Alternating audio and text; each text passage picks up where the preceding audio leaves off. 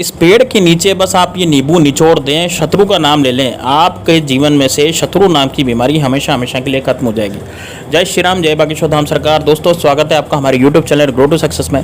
दोस्तों आज हम आपको एक ऐसा उपाय बताने जा रहे हैं। यदि शत्रुओं से आप चारों तरफ से घिर गए, आपको लगता है कि शत्रु आपको बहुत ज़्यादा परेशान कर रहे हैं, आपके जीवन में बाधाएं मचा रहे हैं और चारों तरफ से आप शत्रु से घिरे हुए हैं, तो दोस्तों ये वाला उपाय जरूर कर लीजिएगा ताकि आपके जीवन में शत्रु नाम की बीमारी हमेशा हमेशा के लिए खत्म हो जाए और शत्रु का नाम आपके जीवन से ही हमेशा हमेशा के लिए हट जाए। यानी कि शत्रु आपको परेशान करना छोड़ दे और शत्रु आपके जीवन में जो दिक्कतें, जो परेशानियां दे रहा है, जो दिक्कतें दे रहा है, वो दिक्कतें देना दूर कर दे। दोस्तों देखिए, शत्रु क्या करता है कि शत्रु आपके जीवन में, मान लीजिए आपकी पत्नी है या फिर आपकी कोई बहन बेटी है, उस पर बुरी नज़र डालता है, या फिर शत्रु आपकी जीवन में इतनी बाधाएं मचा रहा है कि आपकी दुकान जो चलती दुकान है उसको हड़पना चाहता है, या आपकी प्रॉपर्टी हड़पना चाहता है, या आपको जान से मार देना चाहता है, या किसी भी तरह का कोई ऐसा कृत्य जो शत्रु आपके साथ जो बुरा काम करना चाहता है। तो दोस्तों यकीन मानिए, इस उपाय को करने से केवल इस पेड़ के नीचे जाकर के आपको एक नींबू निचोड़ देना है, आपका कार्य 100% हो जाएगा। आपके सारे शत्रु नेस्तनाबूद हो जाएंगे, एक भी शत्रु आपका नहीं बचेगा। और जो भी शत्रु आपके आंखें दिखा रहे थे, आपको दिक्कतें पैदा कर रहे थे, आपके जीवन में बहुत ज़्यादा बाधाएं मचा रहे थे, वो शत्रु भी आपके वहाँ से दूर हो जाएंगे। तो दोस्तों किस तरह से इस प्रयोग को करना है, कैसे करना है, तो पूरा इस वीडियो को आप ध्यान से देखिएगा।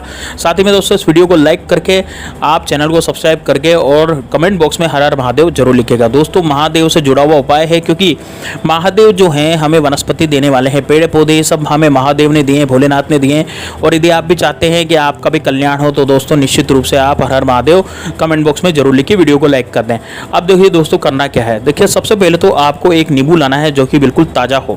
दोस्तों बिल्कुल ताज़ा तरीन नींबू लेकर के आए, ऐसा नींबू लेकर के आए जो बिल्कुल ताज़ा हो, मतलब कि उसमें आसपास दाग दगीला नहीं हो। लोग क्या करते हैं कि दाग दगीला नींबू ले आते हैं, है ना। नींबू का कलर कैसा होना चाहिए, नींबू का कलर बिल्कुल पीले रंग का होना चाहिए। तो पीले रंग का नींबू आप लेकर के आएंगे। हरा नींबू नहीं चलेगा दोस्तों, हरा नींबू आप नहीं लेंगे। आप कौन सा लेंगे, पीले रंग का नींबू आप लेंगे, और अच्छा लेंगे रसदार नींबू, बढ़िया वाला।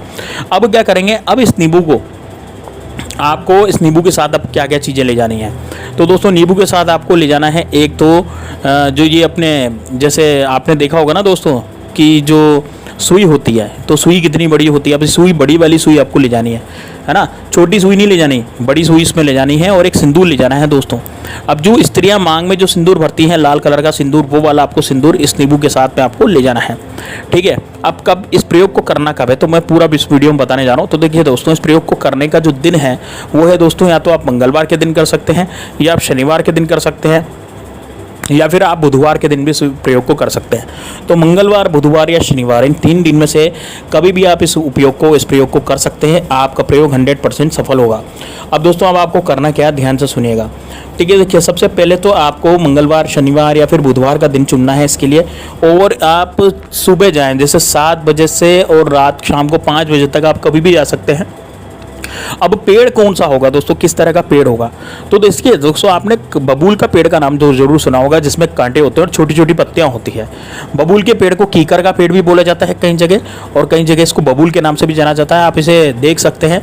तो देखिए दोस्तों, जो बबूल का पेड़ होता है वो बड़ा ही जबरदस्त होता है तंत्र शास्त्र और तंत्र विद्याओं के लिए, है ना। बबूल के पेड़ से क्या है, तंत्र विद्याएं काफ़ी की जाती हैं, और दुश्मनों का नाश करने के लिए बबूल का पेड़ बहुत ज़्यादा महत्व रखता है। इस कारण से बबूल का पेड़ जो है वो आपके सारे दुश्मनों का नाश करने के लिए सक्षम होता है। अब आपको एक देखिए कि आपके घर के आसपास कहीं बबूल का पेड़ है क्या। देखिए दोस्तों, यदि बबूल का पेड़ छोटे भी होते हैं, बड़े भी होते हैं, यदि आपने किसी बड़े बबूल के पेड़ को देखा, तो ये वो बड़े वाले बबूल के पेड़ के नीचे आपने इस उपाय को करा, तो निश्चित रूप से दोस्तों आपको फ़ायदा मिलेगा।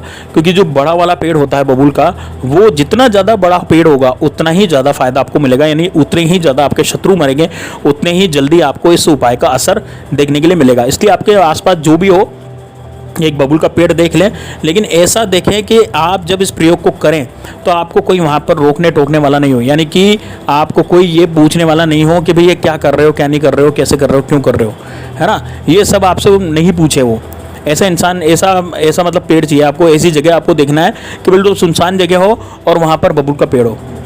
दूसरी चीज़ आपको देखनी है दोस्तों, बबूल का पेड़ जो है वो सूखा हुआ नहीं होना चाहिए, मतलब कि उस पर पत्तियाँ वगैरह सब होनी चाहिए, वो मरा हुआ पेड़ नहीं होना चाहिए। एक तो होता है ना ठूंठ, जैसे जो सूखा हुआ पेड़ होता है, तो वैसा पेड़ आपको नहीं देखना। पेड़ कौन सा देखना है, जो कि बिल्कुल जिसमें पत्तियाँ भी आ रही हो, है ना, और जिसमें कांटे भी लगे हों, ठीक है ना। अब आप क्या करेंगे, अब देखिए अब आपको प्रयोग कैसे करना है। तो सबसे पहले आप क्या करेंगे, एक नींबू लेकर के और सुई लेकर के और सिंदूर लेकर के, थोड़ा सा सिंदूर ले जाएं डिब्बिया में। तो इस सब इन तीनों को लेकर के आप जाएंगे अपने घर से बाहर, ठीक है। अपने घर से बाहर चले जाएं और घर से बाहर जा कर के आप अपने साथ एक चाकू भी ले जाएं, है ना। चाकू क्यों ले जाएंगे मैं भी आप बताऊंगा अभी। अब इसको घर से बाहर ले जाने के बाद आप क्या करेंगे, सबसे पहले उस पेड़ के नीचे बैठेंगे। पेड़ के नीचे बैठ करके आपको पेड़ जो बबूल का पेड़ है उसमें हाथ जोड़ना है। हाथ जोड़ करके आपको बोलना है, वृक्षराज आप में विशाल कांटे हैं और वो कांटे आपकी शत्रुओं से रक्षा करते हैं, यानी कि आप अपने शत्रुओं से स्वयं ही रक्षा करने में सिद्ध हैं।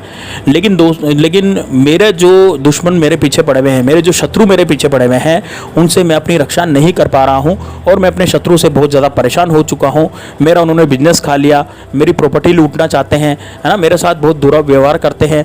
पीठ पीछे शत्रु जो आप पर वार करता है वो भी आप बात कह दीजिए कि मेरे साथ बहुत अनहोनी घटनाएं होती हैं, मुझे अपने शत्रु का नाम भी पता नहीं है, बहुत सारे शत्रु मेरे ज़िंदगी में पीछे पड़े हुए हैं और मुझे खत्म करना चाहते हैं।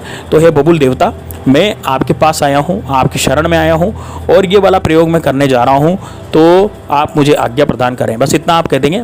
अब आप क्या करेंगे, अब सबसे पहले आप नींबू निकालना है। नींबू निकाल करके आपको सिंदूर से उस नींबू की पूजा करनी है।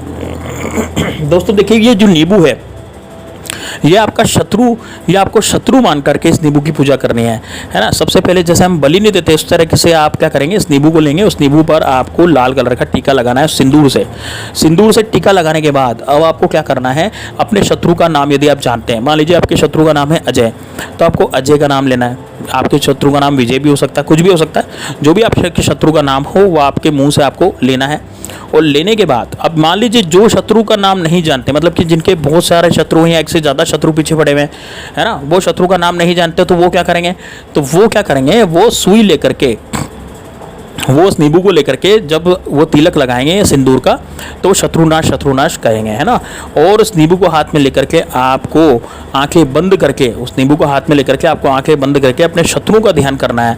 अब जैसे मान लीजिए आपने अजय का ध्यान करा, आपके शत्रु जो जिसका नाम आप जानते हो उसका ध्यान करा। मान लीजिए जो शत्रु का नाम नहीं जानते, जिसके अनगिनत शत्रु हैं, तो क्या करेंगे, अपने साथ हुई बुरी घटनाओं को याद करेंगे।